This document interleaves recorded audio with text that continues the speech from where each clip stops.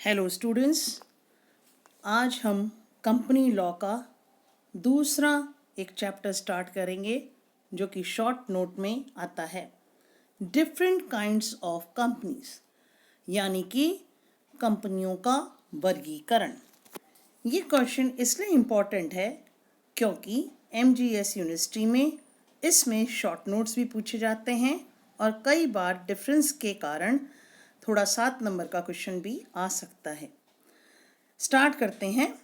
सर्वप्रथम यदि कंपनियों का वर्गीकरण देखें तो सदस्यों के दायित्व के अनुसार पहला वर्गीकरण कहलाता है, यानी कि on the basis of liability.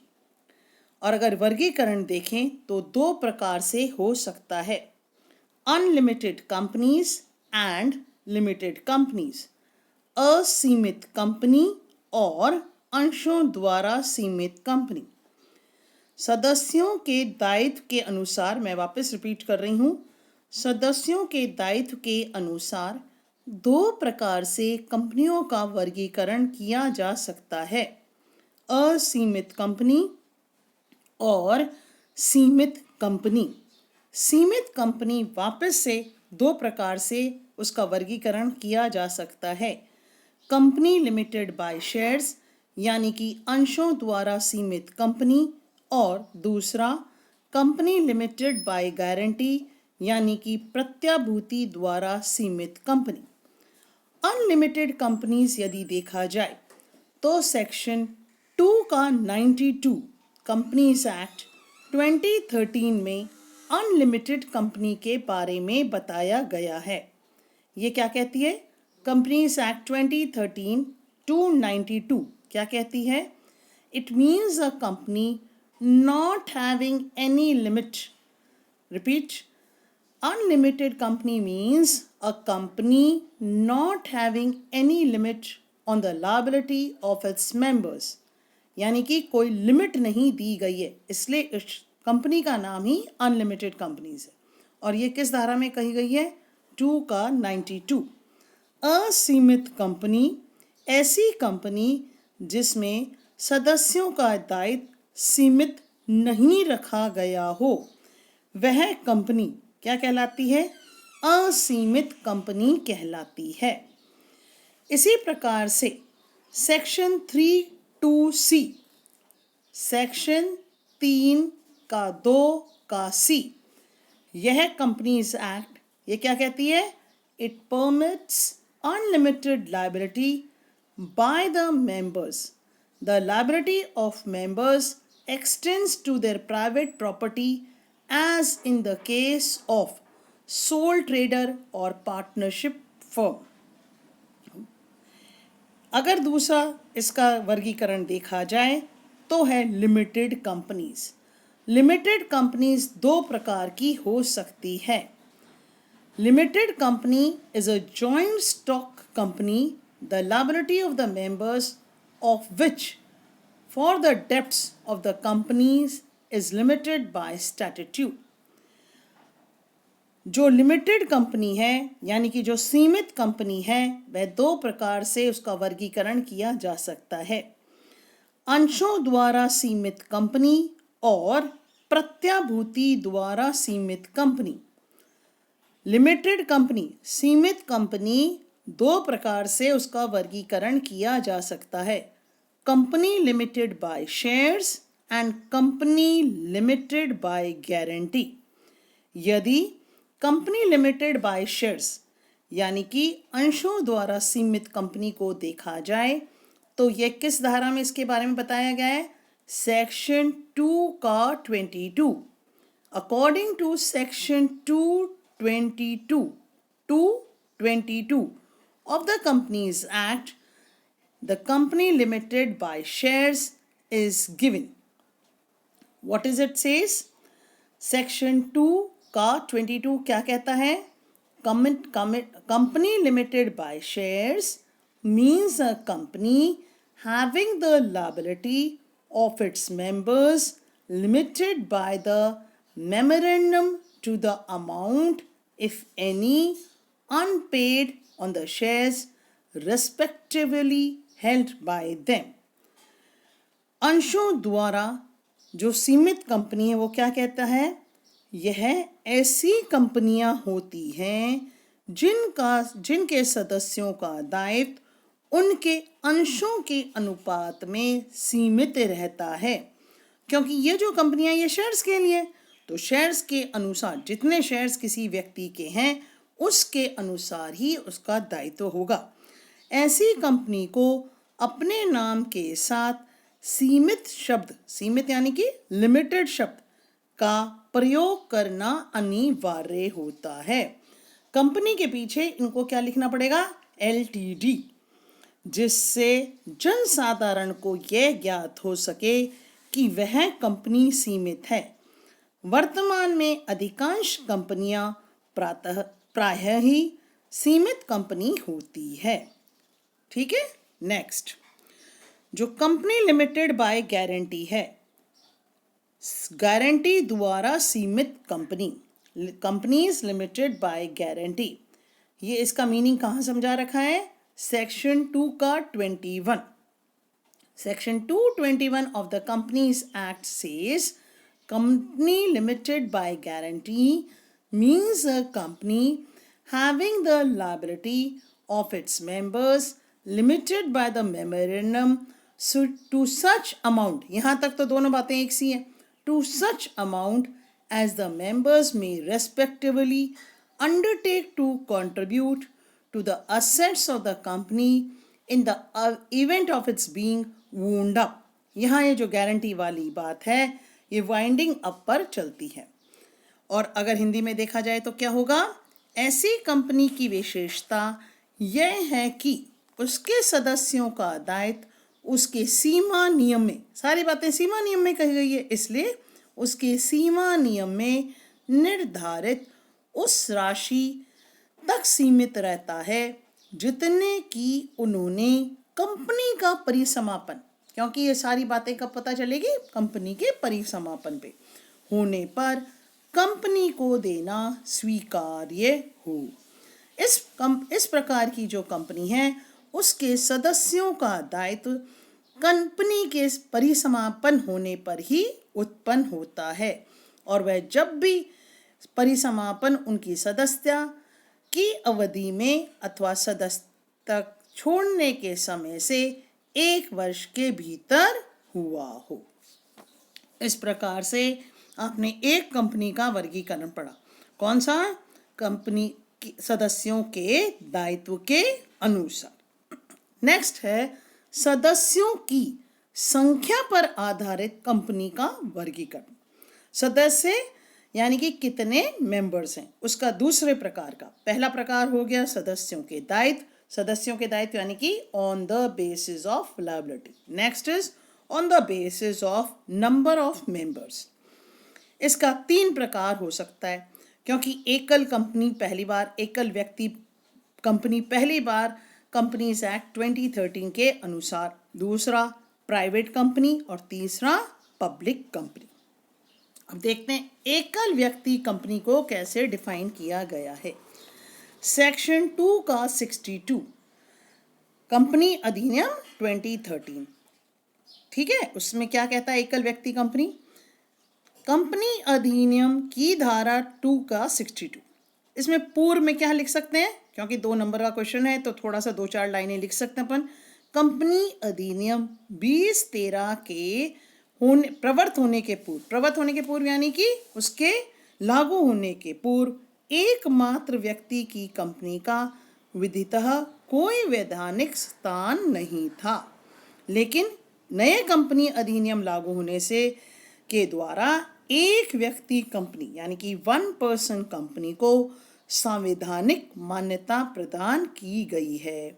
यह एक ऐसी कंपनी होगी जिसमें केवल एकमात्र सदस्य हो तथा वही अपनी कंपनी का पूर्ण संचालन करता हो। This is the definition for single person company. Next is private company, section 2 का 62। जब भी लिखें तो पहले सेक्शन लिखना अति आवश्यक है। कंपनी अधिनियम की धारा 2 का 68 के अनुसार प्राइवेट कंपनियां वह हैं जिनकी न्यूनतम चुकता अंश पूंजी 1,00,000 या इससे अधिक जैसी अंतर नियमों द्वारा विहित की हो। अब अंतर नियमों यानी कि उसका इंटरनल मामला है, तथा अपने अंतर नियमों द्वारा यानी कि आर्टिकल्स में ये बात कही गई हो। पहला क्या होगा प्राइवेट कंपनी का? अपने अंशों के अंतरण पर प्रतिबंध रखती है। नेक्स्ट इंपॉर्टेंट पॉइंट है बहुत ज़्यादा, अपनी सदस्य संख्या जिसमें कर्मचारी नहीं है को 200 तक सीमित रखती है। इसको और अगर डिफाइन करें तो सदस्यों की गणना यदि 2 या अधिक व्यक्तियों ने एक या अधिक अंश संयुक्त रूप से लिए हों तो उनकी गणना एक ही सदस्य के रूप में होगी। नेक्स्ट जो सबसे इंपॉर्टेंट है, अपने अंशों और ऋण पत्रों की खरीदी के लिए जनता को आमंत्रित नहीं करती है। इस प्रकार से ये प्राइवेट कंपनी की डेफिनेशन है, यानी कि the meaning of private company. यदि प्राइवेट कंपनी के थोड़े से 2-4 इसमें लाभ भी लिख लेने चाहिए, क्योंकि कई बार ऐसा होता है 2 नंबर का क्वेश्चन है लेकिन कम से कम 20 to 50 वर्ड्स होने चाहिए। इसका सबसे जो प्राइवेट कंपनी का सर्वश्रेष्ठ जो लाभ है वो यह है, वह अपना व्यापार तुरंत प्रारंभ कर सकती है तथा उसके लिए प्रमाण पत्र प्राप्त होने तक व्यापार स्थगित रखना आवश्यक नहीं होता है। प्राइवेट कंपनी के निर्माण के लिए निर्धारित न्यूनतम संख्या केवल 2 ही है, जबकि पब्लिक कंपनी में कितने हैं? 7 सदस्य होने अनिवार्य हैं। ये 2 मोस्ट इंपॉर्टेंट पॉइंट आप किसके लिए लिख सकते हैं? प्राइवेट कंपनी के advantages. When you are writing the definition, you should write the advantages or the merits of a private company. Next, we are going to start with the public company. और ये किस धारा में defined हो रहा है, इसका मीनिंग कहाँ दिया गया है? सेक्शन 2 का 71 ऑफ कंपनीज एक्ट 2013, कंपनी अधिनियम 2013 की धारा 2 का 71 में पब्लिक कंपनी को परिभाषित किया गया है। इसके अनुसार कैसे? पहले जो कोई प्राइवेट कंपनी नहीं है वह पब्लिक कंपनी है। फाइन। नेक्स्ट, जिसकी कुल न्यूनतम अंश पूंजी 5 लाख रुपए या उससे अधिक हो, जैसा कि विहित किया जाए। इस प्रकार से ये पब्लिक कंपनी और प्राइवेट कंपनी के बारे में बताया गया। अब शॉर्ट नोट, एक पब्लिक कंपनी और प्राइवेट कंपनी के बीच में डिफरेंस आ सकता है, और एक शॉर्ट नोट प्राइवेट कंपनी का पब्लिक कंपनी में परिवर्तन, और तीसरा शॉर्ट नोट लोक कंपनी का प्राइवेट कंपनी में परिवर्तन। Let's start with the difference between public company and private company. पहला, आप कंक्लूजन में कभी अगर ये छोटे छोटे सेंटेंसेस लिखते हैं तो उसमें ये होता है कि क्वेश्चन में थोड़ा सा ऐसा लगता है कि इसने एक बच्चे ने पढ़ाई की है, तो थोड़ा सा आप 1-2 पॉइंट्स में लिखने की कोशिश करें। एंड जो कंक्लूजन होता है उसमें ढंग से लिखा जाए तो थोड़ा सा उस पर जोर पड़ जाता है, दबाव पड़ जाता है टीचर पर, एग्जामिनर पर कि उसने बच्चे ने पढ़ाई की है। क्योंकि इस बार शायद आप लोग 3 ही जो क्वेश्चन हैं उसकी सीमित लिमिट हो जाती है, तो थोड़ा सा नंबर अगर अधिक चाहिए तो, क्योंकि क्वेश्चंस भी कम करने पड़ते हैं बाद वाले क्वेश्चंस में कोविड के कारण, तो थोड़ा मैटर ठीक लिखने की कोशिश करें। पहला पॉइंट, पब्लिक कंपनी और प्राइवेट कंपनी के बीच में डिफरेंस। पब्लिक कंपनी के निर्माण के लिए सदस्य संख्या 7 होनी चाहिए, जबकि प्राइवेट कंपनी केवल 2 व्यक्ति मिलाकर भी बना सकते हैं। सबसे पहला इंपॉर्टेंट पॉइंट।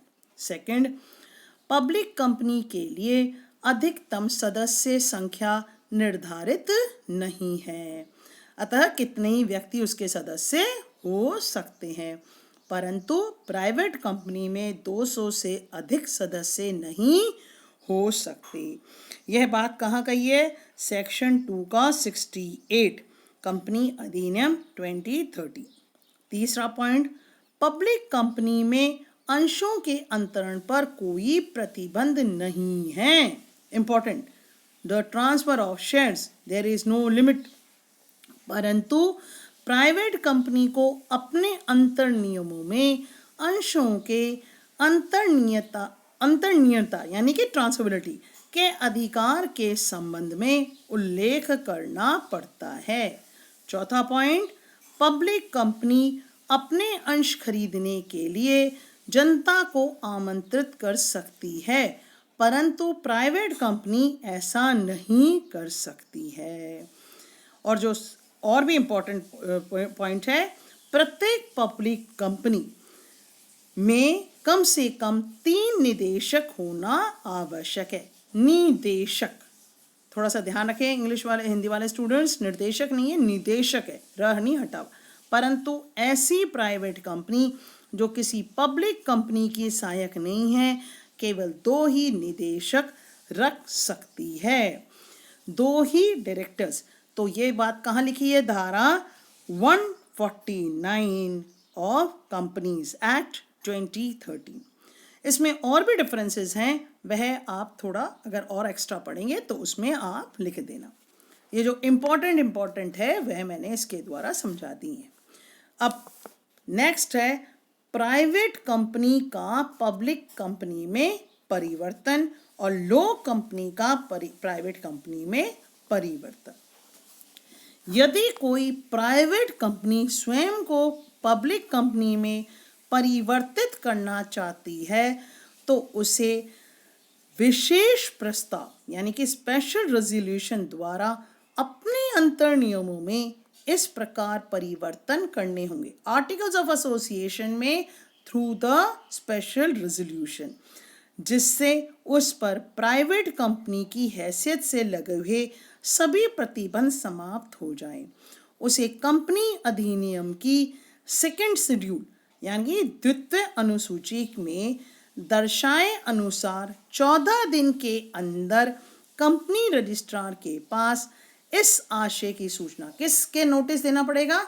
उनका ऑब्जेक्ट है कि now they want to change from private company to public company, एवं विवरण पत्रिका या स्थान पत्रिक विवरण पत्रिका भेजनी होगी। किसको भेजनी होगी? अपने कंपनी रजिस्ट्रार को। और यह है इस संदर्भ में जो केस इंपॉर्टेंट है वो है राम पुरुषोत्तम मित्तल एवं अन्य वर्सेस मैसर्स हिलक्रेस्ट रियल्सी एवं अन्य, और ये केस है 2009 का। अब लोक कंपनी का प्राइवेट कंपनी में परिवर्तन। कंपनी अधिनियम में यदि पब्लिक कंपनी का प्राइवेट कंपनी में परिवर्तन किए जाने के संबंध में कोई इम्पोर्टेंट कोई विधिक परिवर्तन प्रावधान नहीं दिए गए हैं, फिर भी कोई पब्लिक कंपनी विशेष प्रस्ताव द्वारा अंतर नियमों में ऐसा परिवर्तन करती है तो सबसे इम्पोर्टेंट क्योंकि अंशों हैं तो उसके अंशों के अंतरण पर रोक लगे। दूसरा, उसकी सदस्य संख्या 200 तक सीमित रखी जाए, जो उसका डिफरेंस है वही यहाँ पे परिवर्तन हो जाएगा। उस कंपनी ने अपने अंशों को खरीदने के लिए जनता को आमंत्रित किए जाने पर प्रतिबंध लगा दिया हो। इस प्रकार से, और ये कौन सा केस होगा? श्याम नंदन प्रसाद वर्सेस बिहार राज्य, स्टेट ऑफ बिहार। और ये केस है आपका कौन से सन का? 1993 का। इस प्रकार से शायद आपको ये कंपनी लॉ का एक जो शॉर्ट नोट है वो समझ में आ गया होगा। Thank you, take care and stay and safe at home. Thank you.